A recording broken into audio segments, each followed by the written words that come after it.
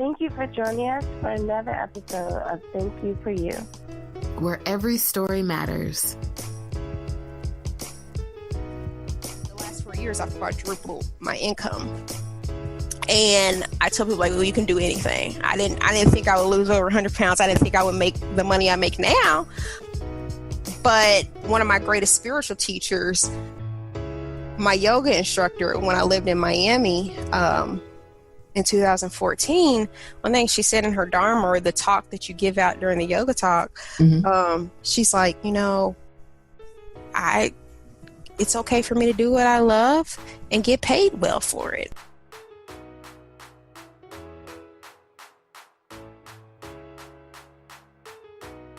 I want to welcome everyone to this week's episode of Thank You for You. Whitney and I are super excited about this week's guest. We have Kimi Walker. Welcome, Kimi. Hi, thank you. Thank you for having me.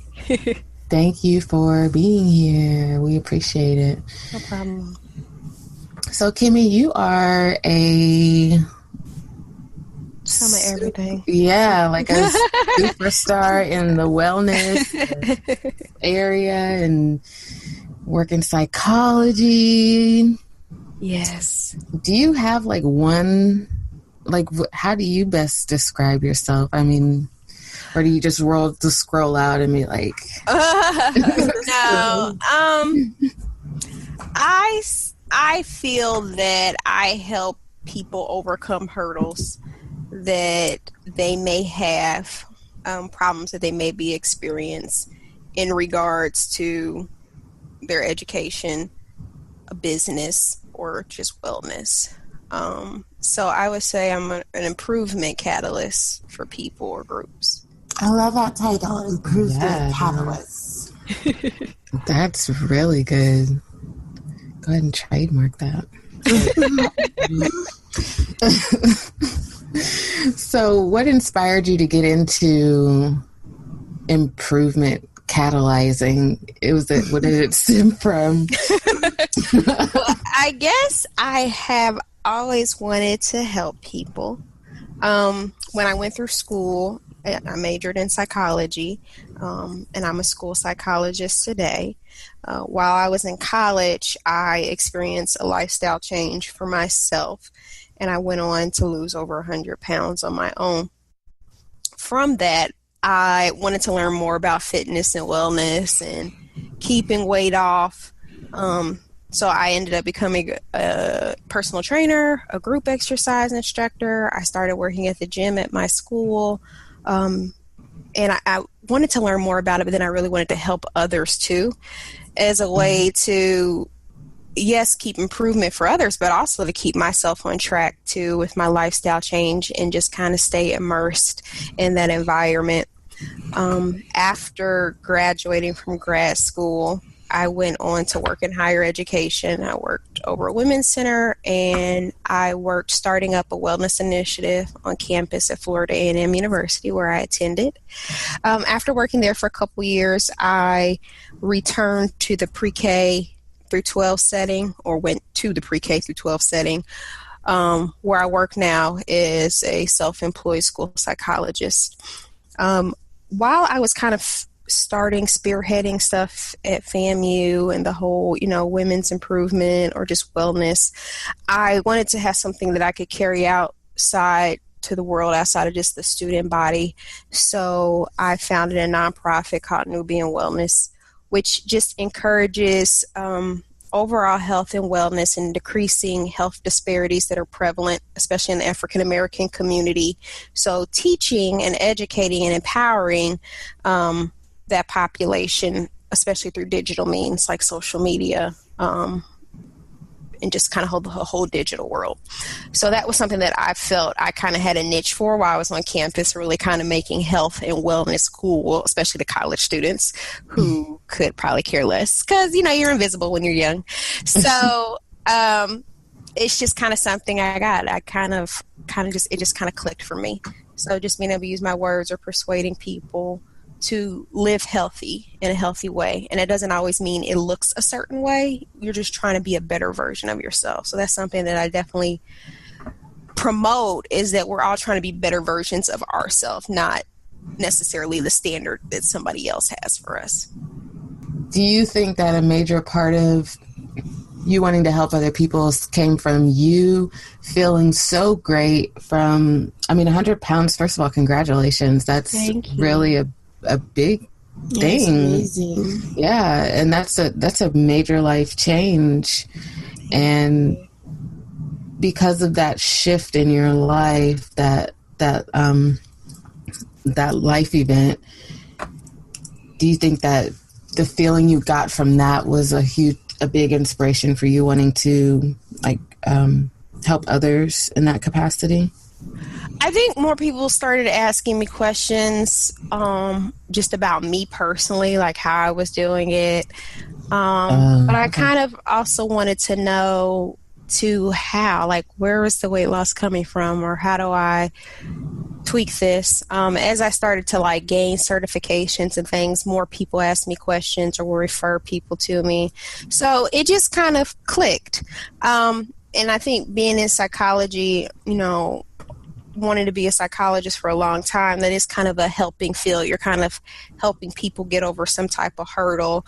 So I think it all just kind of fused together in the sense that I was kind of already on that path anyway. So really my training, my technical training in psychology or behavior change, really only just served as an enhancement to what I was already going through in my own life, which was creating that behavior change in myself.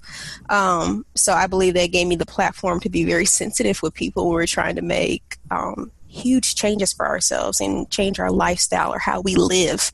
It's very, very, very difficult. So I was 20, a little bit over 20, when I started my lifestyle change. So that was 2 decades of life of living a certain way. So to reroute that completely and change my paradigm and how I operate, it's been very difficult. So I think that just kind of helped me be better at what I was already trying and on plan to do. I just didn't necessarily think of helping people with losing weight because I'd always been close to 300 pounds. So that was never anything that came into play until I had that change happen for myself. The psychology part of things, that's something that you wanted to do your whole life? Did I always want to be a psychologist? I've been through a few things, but I think a few things. It was always more so in the helping field. I wanted to be a lawyer at one point. I wanted to act. I used to act when I was in high school.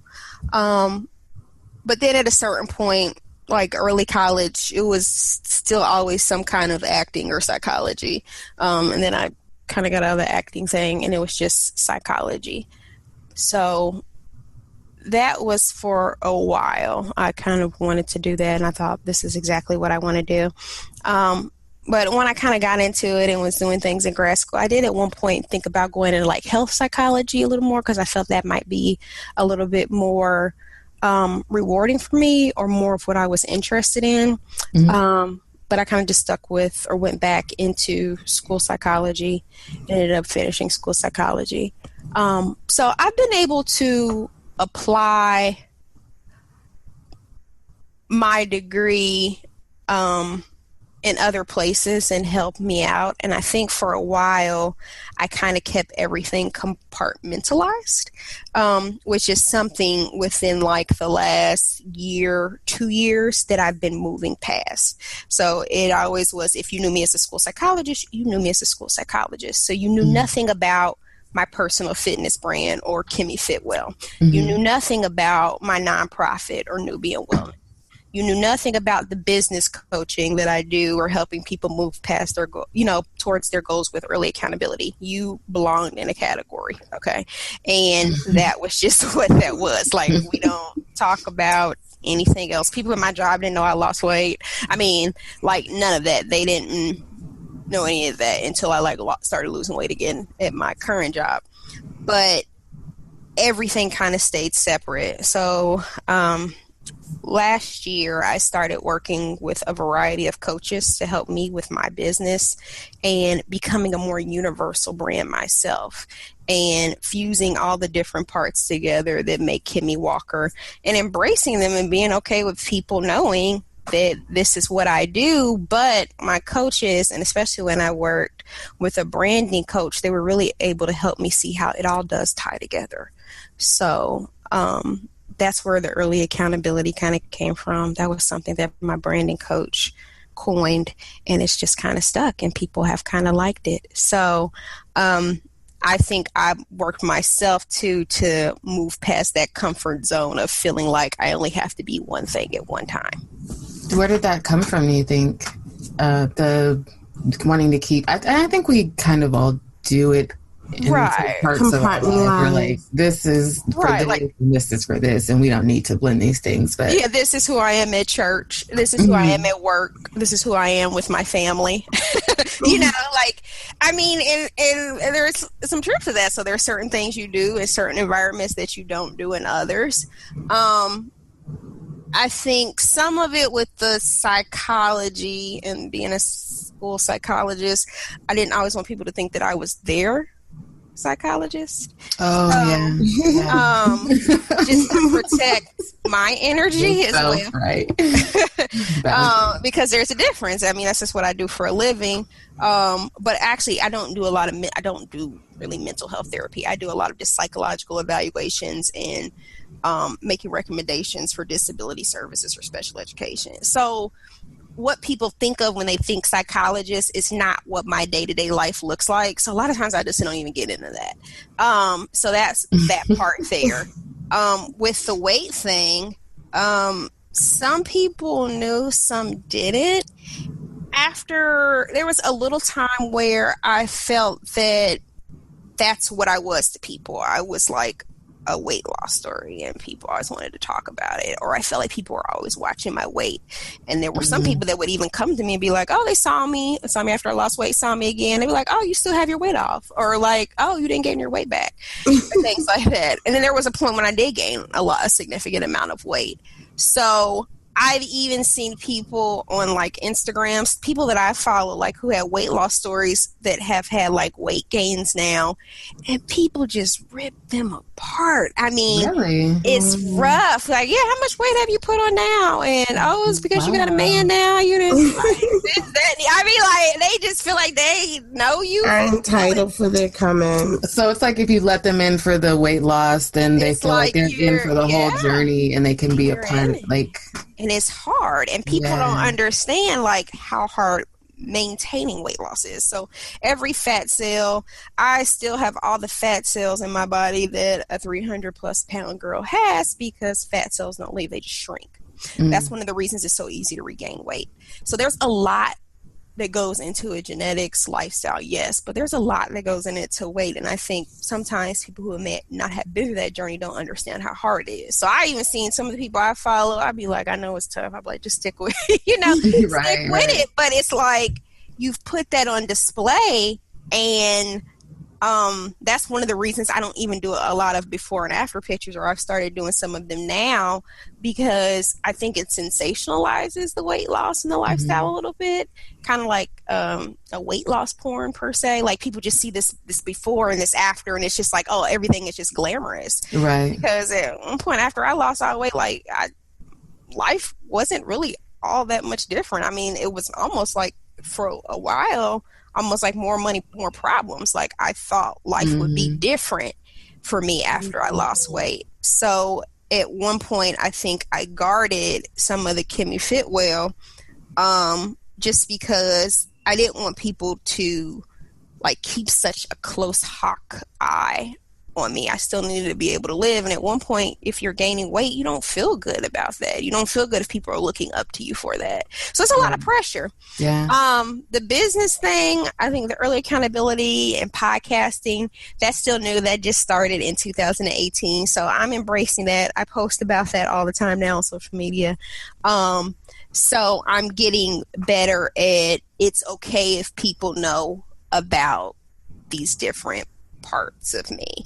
And it just, is what it is. So I don't necessarily go, if I meet with a client when I'm being a psychologist, I don't necessarily tell them like, yeah, I'm a nonprofit, da, da, da, da. You know, I don't get into all of that. But if they find out on the internet, which people do, because I've had people like from my Psychology Today profile call me and be like, oh, I see you have all these websites, or you have a lot going on. You know, like people say stuff. And so, or even other psychologists, like if I've interviewed for positions or things, they've been like, yeah, I think I checked out one of your websites. I can't remember which one it was. Just to kind of let me know, I saw you had more than one. Mm-hmm. And at one point that would have bothered me, but I'm like, whatever. Like, I don't. That's that psychology coming out. Like, whatever. Like, because most of them are asking me questions. Some of them are been in the field longer than I have, or they have credentials that supersede mine, and some of them are coming to me for advice and things. So I'm not going to sit up and let myself feel like I should feel bad about being, again, the best version of Kimi at this point in life. So that's good. Yeah.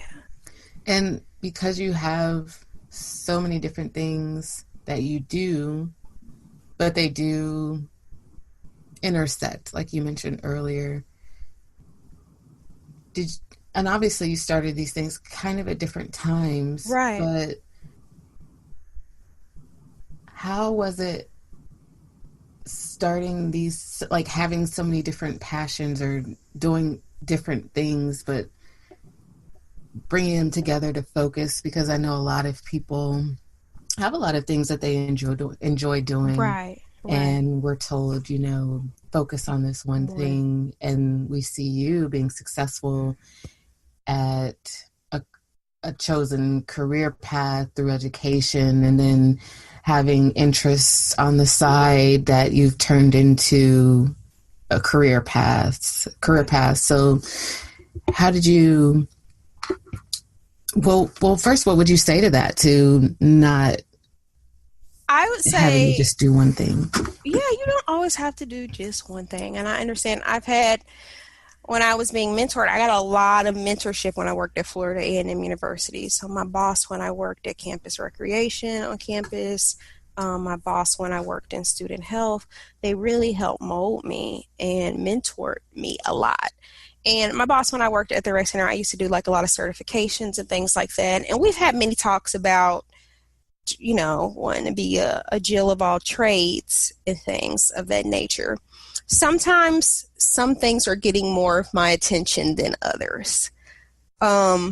Sometimes we do need to sit back and have talks with ourselves to see, okay, do I still need to continue this on? Does this still need to go? Can I let one of these brands go? Can some of these be fused into one thing? And I think those are important questions to have for yourself. Now, in order to maintain things or to be able to have things grow, I've had to outsource and get help this year. So I've had to start hiring assistants and getting people to help me with different things. Whereas at first I kind of always wanted to have my hands in anything. And I mean, in everything, like I needed to know what was going on with this. I needed to try to make the flyer for that. And I'm just not good at all of that stuff. So really focusing in on what you're good at, what you're passionate about, what you enjoy doing, and kind of putting your energy into that. But some of the other little things, if you can outsource them, do, and let somebody else who is good at something else do it. So I'm not good at designing. That's not what I'm good at. So I'm going to hire a designer. I'm not good at making websites. So I'm going to get somebody to make me a website.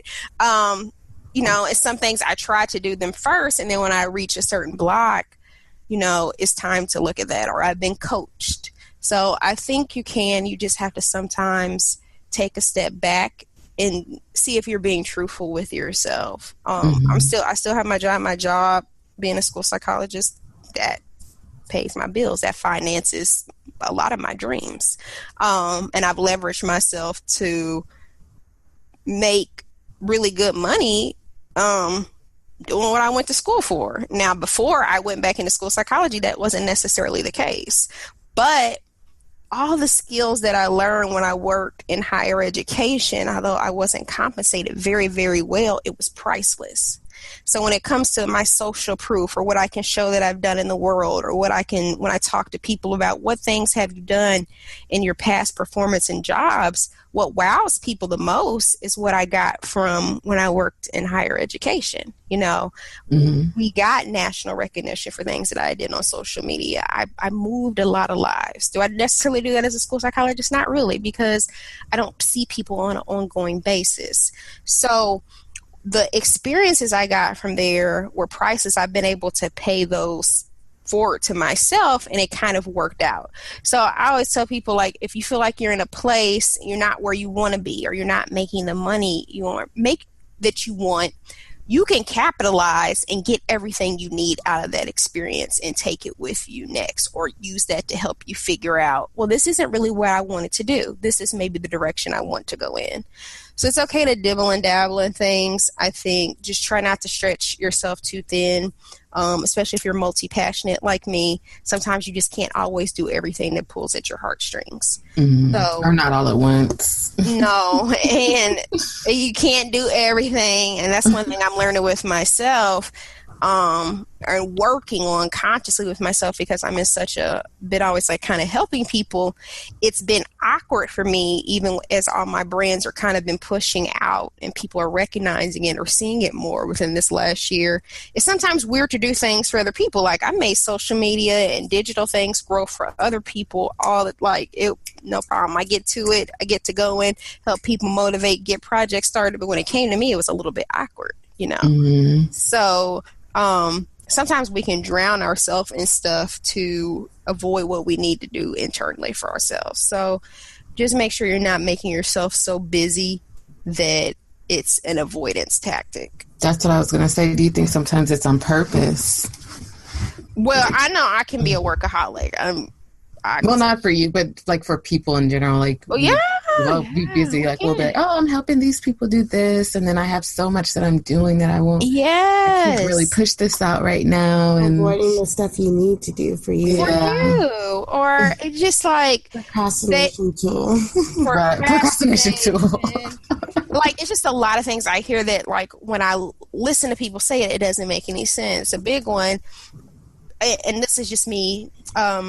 From when I left my old job, or from where I started post grad school, in the last 4 years, I've quadrupled my income. And I tell people, like, well, you can do anything. I didn't think I would lose over 100 pounds. I didn't think I would make the money I make now. But one of my greatest spiritual teachers, my yoga instructor, when I lived in Miami, in 2014, one thing she said in her Dharma, or the talk that you give out during the yoga talk, she's like, it's okay for me to do what I love and get paid well for it. And because I was in such a field of giving, I think people always think of like the psychology or the social work or those kind of social things, like, okay, I'm supposed to be poor, or I'm supposed to be living paycheck to paycheck. I'm like, dang it. No, I deserve to get paid well too. And I kid you not, that manifested in my life. And I know people and I am still a religious person, I'm still Christian, but that said date is still one of my greatest spiritual teachers, because that put that into my life. And so when I try to talk to other people, especially this disparity with sometimes African Americans and money, I'm kind of talking to people about, like, when they say goals they have for themselves, and they'll get in that helping thing and they don't realize how they're still harming themselves. So, well, I can't save for this because such and such called me and they needed this, and these will be people who don't have kids, like giving out free services, basically. Yes, your time, your finances when you really don't have it. Like, I talk to a lot of people about, like, you realize you're not in a place to give. And that can be emotionally, that can be monetarily. Like, we have to be full vessels and it will go forward. So knowing what's a need and a want. And like, one of my friends always would tell me, like, and has been telling me the last year, like, you have to stop trying to be other people's God. And that's deep, but it's real. Like, some lessons people need to go through because some things people need to go through because they need to learn the lesson. And if we go in and save everybody from everything, we're preventing their growth. But at the same time, we're also holding ourselves back. So I think too that also like can really just go to what you all were saying, like, are you doing this to avoid doing the work you need to do for yourself? Yeah, fear is real. So were you kind of like just trying to be available for everybody all the time when your friends said that, or no matter what they were going through, you're trying to do whatever you could to like help their situation, just exhausting yourself and your resources when your friend said that? Well, I still struggle with it today. There's still stuff. There's still people I help that I have no. I know better. I need to quit and stop. And I'm actively working on it. So I'm not as bad as I used to be. But sometimes it could be as simple as my time. So like a lot of people come to me when they want to launch things, which is why I went through all the branding stuff and all the early accountability. So sometimes I would like pour into people, set them up timelines. Like, we're about to do this. We're going to get your website up. We're going to do this. We're going to do that. And that they might not have even really wanted to do that. I'd be putting off the passion push your kidney all up into stuff, and they might not be just feeling it like I am. And kind of like that Ian Levine's out. Like, you can't fight somebody else for their healing, or you can't make somebody else go after their success, but I just get amped up. So I think I have been at jobs where I kind of stayed behind the curtain per se, kind of like a Wizard of Oz thing, and I kind of just got comfortable with that, being in the back scene. I'm like amping, doing stuff, making things grow, but people don't necessarily see me.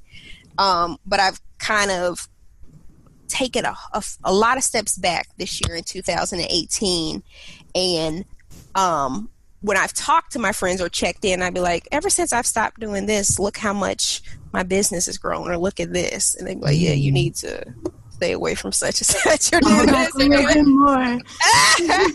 You got some, like, sometimes you just got to scale back. And it's not always a warm fuzzy, but sometimes it's just the truth. So I can't always be trying to make everybody's stuff launch. And if they do want that, I need to give them the link to my website where they can sign up for my services. Right, and sign a contract. Right.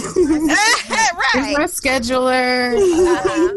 And so I think some of it is just having to learn to value your time, or still consider yourself a professional even when you're in a giving field.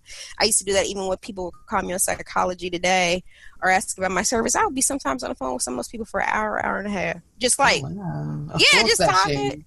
Yes, but like you're not like that. Where else in life does that exist? So you have to stop, and you have to sometimes take a step back. But since I've respected myself more and learned that I'm not being wrong by doing this, so even if people call me and I ask briefly what they need, if I'm not the resource, I still will direct people in a certain direction. But I've learned to look in a difference between helping people see if we're a good fit and giving all my energy away.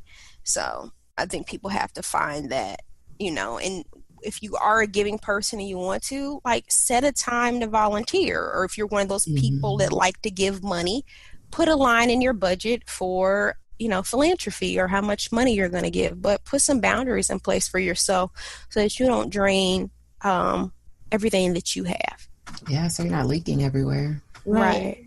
I love that you said that you learning to, like, stop giving so much of yourself is respecting yourself. Oh, yeah. That's learning how to, like, value what you have and respect what you have to give. And, that a lot of people do that. We probably could all name a bunch of people who we know just work too hard, giving too much. But what did you do to kind of fight that? Because it is kind of like, like you said, you feel guilty for it at first. Like, what was your process to kind of like be accountable to yourself to, like, let me respect myself more and my talents? Yes. And I think especially for women, it's even more harder because society kind of puts us in the place that we're, supposed to be the nurturer, or, the problem solver, or bearing things and all of that. So I think it sets us up as well to make it even more difficult. I know we kind of talked earlier. You lost your 100 pounds.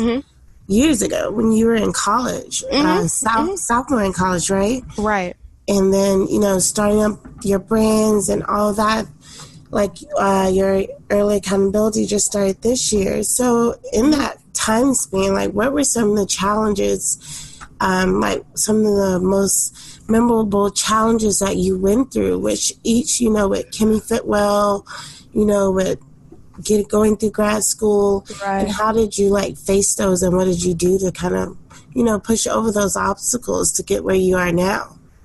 I think some of the hardest battles have kind of come from what we just talked about. Me just giving too much of myself and just depleting myself for things. So even when I started to gain some weight back when I started to work and become quote unquote a real adult, I just was doing too much. I was working around the clock. And like I said, I make at least four times as much money now as I did then, and I don't work half as much. So I was constantly available. People could call me, text me any time of the night. I was readily available. But I think it's something good about that. You really love what you do, but you also have to have a work-life balance as well. So I think some of my biggest pains have come from me doing way too much when it wasn't asked. Me giving way too much of myself and not having boundaries put in place. So, most hurtful has been doing a lot of work at my job, getting recognition for things, confronting my boss about it and saying, well, I'm doing all of this, I'm working around the clock, whatever. And it's like, well, nobody asked you to do all of that. That was a mess, because when you start to think like I'm working around the clock, I'm doing this, and I'm making you look good to your boss. But nobody asked you to do that. So those kind of things can be humongous setbacks. Weight has always, I think, being a personal trainer, when I worked at the gym, I've always been a healthier size girl, even after losing over 120 pounds. I've never been like a size 6 or 4 or anything like that. So some people would look at me and call me, like, to them, a fat trainer. But my story wasn't their story. And people have called me all kinds of fat bitches and everything else under their breath, even after I lost weight.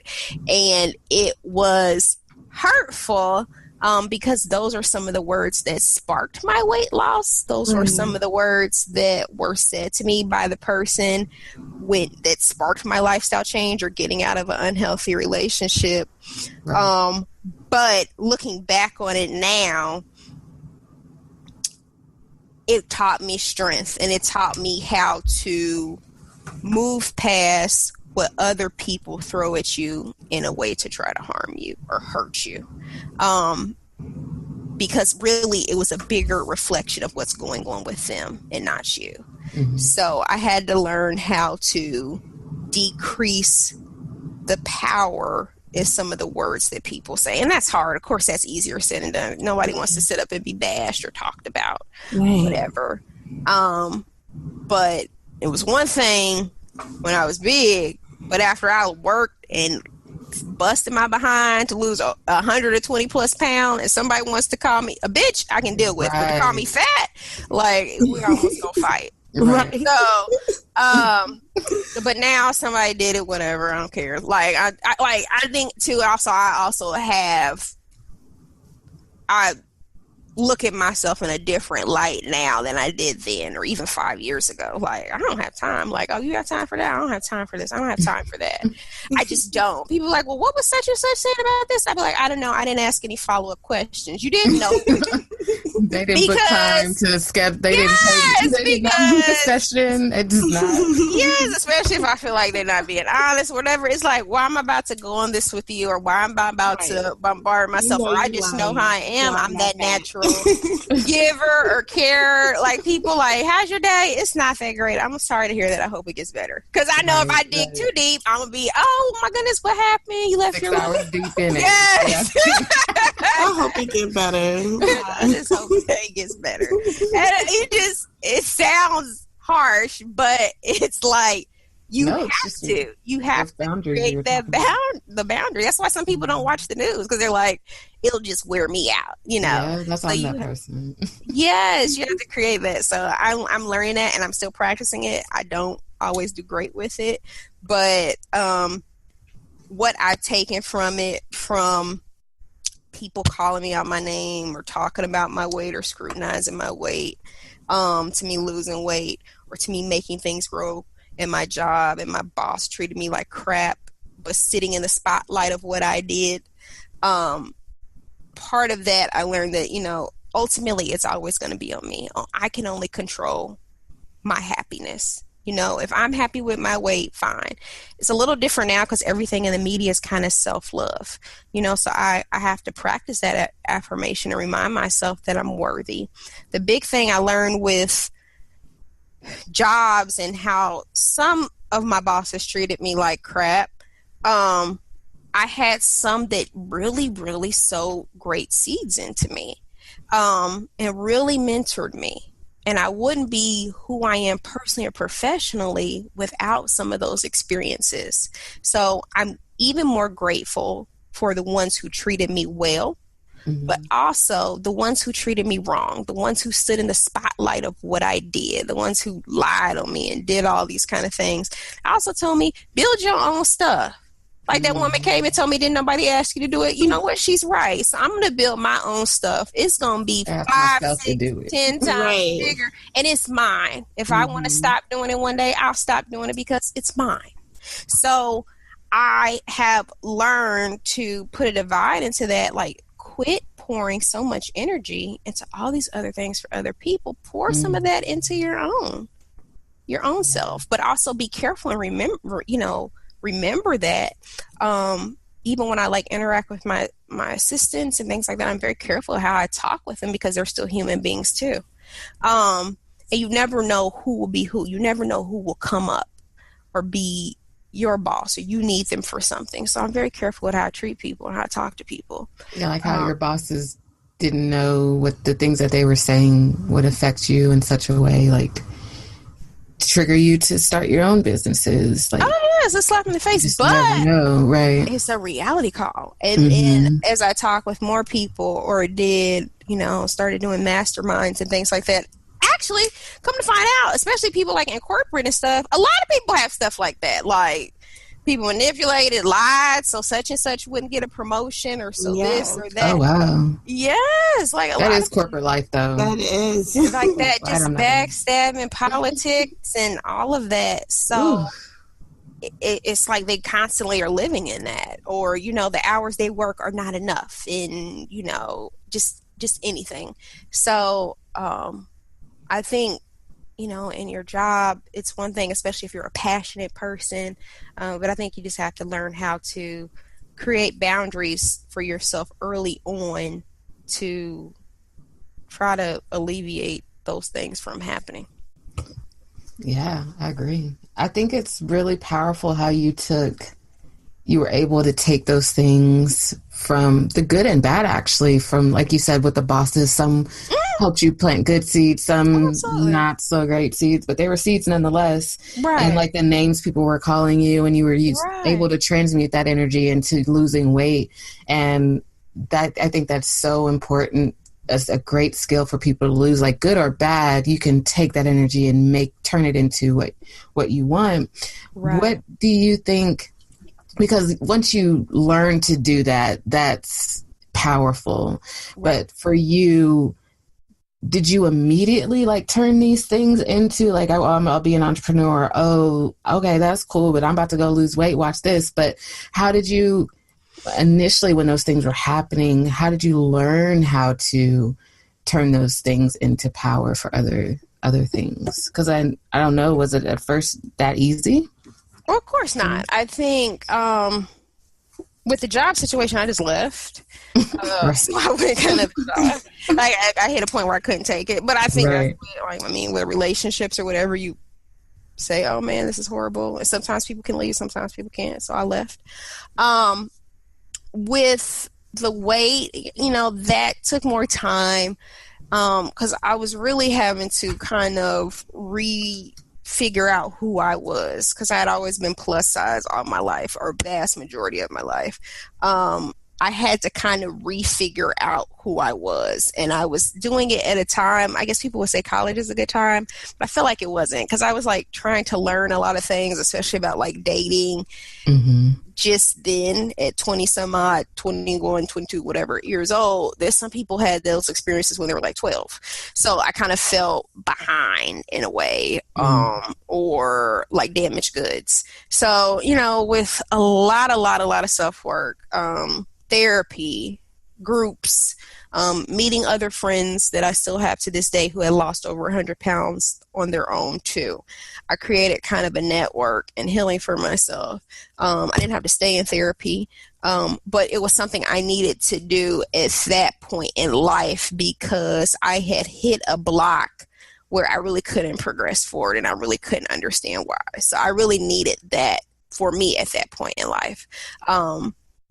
I didn't necessarily need therapy for like the job or anything like that, but with the weight, that was something that I needed a little bit more assistance working through. Yeah. As far as hurdles now, I think from when I left out of working in higher education and working pre-K through 12, I just came in like, okay, well, here's a clean slate. Like, I moved from Florida back to Indiana. I just came in, I'm going to be in my job, so I'm going to be respected. I'm going to know my stuff. I'm going to do this. You might not like me, but I'm going to be respected. And I was able to be in some environments where some people would be very, very comfortable, like being the only minority who's on professional staff or things like that. And I would come in and do my job, and couldn't nobody say nothing to me. And I went from working at a HBCU literally to months later working in all white. And people, always kind of think, oh, you be at HBC, you're not going to know how to work with white people, or they're not going to respect you. They're going to look down on you. They're not going to think you're as smart as other people. Okay. Let's see, and I got in there and did my job. And yes, there have been some people who said some ignorant things, but I'm not going to sit up and make myself feel inferior because of somebody else's insecurity. Right. So, and that, I think, that lesson from the bosses or whatever, or people calling me out of my name, that I've been able to carry just that whole general lesson of there's always somebody going to be trying to make you feel smaller or less than because they don't feel good about themselves. Even with weight and weight loss, you'll hear a lot of people like comment on like media if they see somebody who's like overweight, and they're always like, no, they're unhealthy. I'm actually concerned about their health. But are you really concerned about their health, or do you want them to be what you think? Exactly. Like, same thing when people say that. I'm like, wait. Yeah, like but honestly, they're unhealthy, and they just go in and go on and then you like really think about it. You're like, well, I know there's a lot of unhealthy. Like, if you saw a skinny person eating a greasy hamburger, how many people are going to say, I'm concerned about them? I think that right down. You just don't do it. No, actually, I'm really concerned. No, you're not. So learning to diffuse those things, I think, are really good, because they can take people out. I know even in the entrepreneur thing, like putting stuff out or posting on media or marketing your services, a lot of things I hear even other fellow entrepreneurs say is, I'm worried somebody's going to say something. Like, what are they going to say about me? And we have to learn, even as people, entrepreneurs or not, that we need to move past just worrying about what somebody's going to say to us, because we want to live in our greatness. But also, even on that, even if you are the giving person, you could be healing somebody with your gifts. You could be encouraging somebody else with your gifts. And I think, yes, we definitely need to have boundaries, but if you have something you're passionate, it can be selfish to just kind of keep it to yourself. So when we give it out to the world strategically, in a way that doesn't deplete us, we are paying it forward. So you can hold on to too much and harbor and not do things in a way that hurts you, but prevents you from taking your legacy forward in the world. Right. Yeah. That's big. Yeah, especially paying it forward and choosing what energy you want to keep. I heard someone say one time, they're like, someone is waiting for you to step into your purpose. Like there's someone out there waiting for you to start showing up. And like when you decide to step into your purpose, when you do that, you'll end up helping someone that's just is stuck in something right now, but until you start stepping in your purpose, like they'll be stuck in whatever they're going through. But yeah, that's powerful. Yeah, I think it is. And I think it's something you just have to work towards. If that's a goal that you have for yourself, is just really checking in with yourself and being mindful of, moving forward down the path that you want for yourself, and understanding that it might change at different parts in life. Right. And that's okay. Yeah, being open to the change. Yes, because what I'm doing right now, this might not be what I'm doing 5 years from now. Mm-hmm. Like I said, I never would have thought I would have lost over 100 pounds. If somebody would have told me when I was 15 I would have been a personal trainer one day, I never would have believed them. And even though the way my weight loss started was not good, it still worked towards my good, and it still has so much power in my life story. And whether I want to deny it or not show it or not, it is a big part of who I am, or how I evolved into who I am right now. Mm-hmm. So you don't really know what path you'll have. Being 300 pounds, like I said, when I was 15, 16, if somebody would have told me I would have been able to shop outside of the plus size section, if somebody would have told me I would have been able to go get clothes somewhere besides Lane Bryant, I never would have believed it. Everything is working towards the good. I love that you said that. Yeah, and you don't know, so don't limit yourself. Right. So what you think may never happen very well could. So I think keeping yourself open to whatever greatness might be. And I know a hard thing too is just when something really bad or traumatic happens to us, trying to really feel like, at some point I may be able to understand why this happened, or how this makes me stronger, or how I can, pay this forward in the world, or how I can heal from this. Because when I did work in higher ed, I did a group for sexual assault survivors. And it's very hard to look at somebody who's been raped or assaulted and say, oh, this was for your good. Like, right. No. They're like, right. No.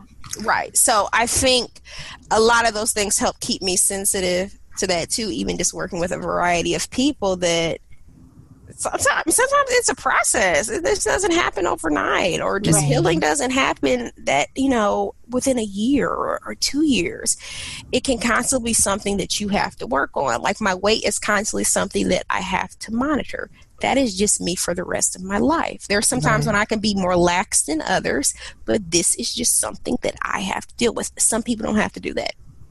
And I went through that phase too. We're like, oh, they don't have to worry about this, or they don't have to worry about that, or they don't, like, why is this fair? Why do I have to, come to this event and I'm worried about gaining weight and other people don't have to do that? Like, they can just eat what's here, eat the pizza, so your life story, your hurdles, your things you have to work harder for, they have value.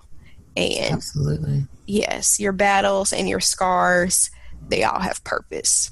So yeah, and like you said, well, beyond that, and I think everyone has something that they're trying to maintain or work toward. They have to work harder towards than other people, but even if it might be a different thing than someone else, but you never know what other people's things are. Something people are. Oh yeah, everybody's battling something, and you think people. I tell people all the time, if they, whatever we think we don't have, we feel like life will be better once we have it. So, I tell people, there's people who, you see it, there's people who win the lottery and they're broke within a couple of years, because it wasn't really about the money. They never really learned what they needed to learn, so they didn't know how to manage it. There's people who are rich who are very unhappy. We see it in, we see celebrities right now. How many celebrities have committed suicide in the last year? Right. Or like rehab. Yes. Or, like you said, overdosing and all that stuff. So we think we see certain things and it's all glitz and glam, and it's not always. I thought once I lost weight, life would be just so different. Life would be great. Like, I wouldn't have a lot of problems anymore, and that wasn't the truth. So I think we sometimes can put so much value on the things that we don't have that, just the whole grass is greener on the other side. So that's why I think we just always have to practice love for ourselves where we're at that current moment too. Yeah, and you mentioned something before about keeping yourself open and like to all the possibilities of what you're capable of. And oh yeah, I think we mentioned this before, but in your story, it seems like as you've progressed and grown as a person, you've taken those things and turned them, because you are a helper, you are someone with a big heart and wants to just pay it forward and give everyone the knowledge and opportunities that you've had. So you've been able to take things and build a business or a service, or has that always been easy for you to move towards your passions and move towards? I do. I'm a passion pusher. I think I like seeing people passionate about things. I think I like helping, but I do get burned out easily. So, like I said, what I'm doing right now, I might not be doing next year. Who knows with me? Because, I changed my mind. Who knows? I might not be doing this. You check up on me in a few months. I might be doing something different. So, but you go with the flow, though, is what I mean. So, you don't have that's easy for you, right? Like, being able to change gears and... I'm a nomad. I think I'm kind of naturally a nomad. So I would say, yes, I could probably leave right now and go work a different job, or I could go live in a different city. Most of those things wouldn't be too difficult for me to just go do something new, just go whatever, so I don't think that would be hard for me. So I think consistency has been something I've struggled with. So that's something that I try to practice and work on now in a lot of, domains of my life. Just having consistency and accountability and being coached myself. So I have a lot of coaches that I've worked with because I want to learn from people who have different skill sets than me. I want to learn from people who talk differently than me. I want to learn from people who just are different from me, because there's value in that too. So I think diversifying my portfolio in that, like you said, I might be exposed to something I didn't know, or I might get an idea from somebody that I'm like, wow, how could I maybe add this to what I'm doing now? Or how could I maybe tweak what I'm doing now?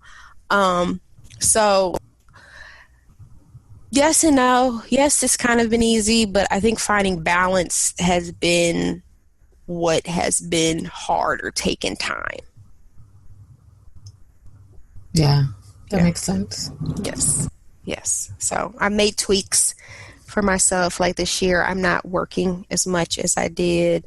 For me, my life is a school year. My life runs from August to June. So this school year, I'm not working as much as I was last year. In psychology? Right. Not as much. Just not quite as much. I had some weeks when I was working 70-hour weeks, 67 hours. Wow. Yes. That's a lot. You get to make your own hours? I just was doing extra stuff. So I had my school work, which is primarily from 8 to 3. And then I was doing stuff with my private practice. And then I was doing private psych evals for people who might want to get Social Security, or they need accommodations in college or things like that. So I just hustling. Then I do birth to 3. I do early childhood services as well. So I was just doing a lot of different things in psychology, but like just lots of different pots or whatever. I mean, people say I'm Jamaican, whatever. But I'm naturally a hustler, so it was an opportunity, but I'm being more strategic about them now. So I started to tweak some things towards the end where I could still keep the income that I want to make and still grow that, but not work as hard for it. So now I'm at a point where, okay, I don't want to be manually working for every dollar. Now I'm at the point where I'm talking about like gaining residual income and what services can I put place and how can I make sure my time is the most valuable thing, but I can still serve people, but they're not always getting so much of my direct time. So like how the people like, I want to learn how to, some people come to me, they want to start a podcast. They want to get their blog up. They want to get some of this stuff. Like, okay, Kimmy, why don't you put all that in a course? Right. And people can buy your course. And then I don't have to keep repeating it either. And that's one thing I started to notice. Like, I was repeating stuff. People come back. They say I move too quickly, which I do. Like, I'm like, trying to teach something. Like, I do.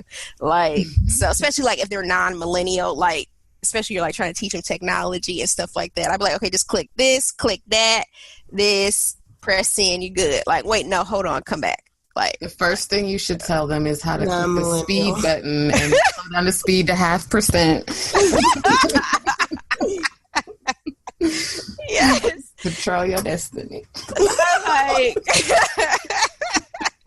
I just need to record some stuff. So people, it can be evergreen. People can come to it, and I could take a lot of the stuff I know, and I'm not having to like sit down and reteach the same stuff to a different set of people, and that starts to stretch you thin too. Yeah.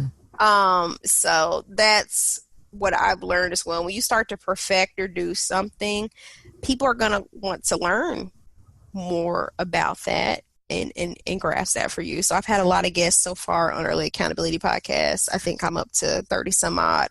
And a lot of people want to start podcasts or they want to start something they saw that I did.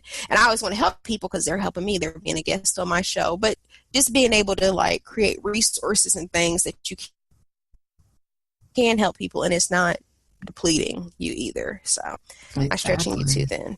Yes. By the way, everyone, Kimmy's podcast is dope. Early Accountability. Thank you. Please go listen. So you were talking about turning those things that are time takers into money makers. Well, we had to cut this episode in half. Next week's episode, Kimmy continues talking about multiple streams of income. She gets vulnerable about losing weight and gaining it back and then trying to lose it again. It gets really good. So join us next week for part 2. Search Kimi Walker on Google and the whole page will be all the things that Kimi Walker does. Yay! There are many, and it is so empowering just to see that. If you enjoyed this week's podcast, please help us spread this story by subscribing however you're listening, rating this podcast, and commenting and following on our social media. And thank you for you.